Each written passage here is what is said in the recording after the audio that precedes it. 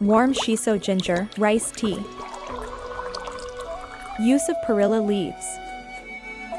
Soak in salt water, 8 minutes. Remove the leaves from the water, drain the water, sun-dried, dried, and set aside.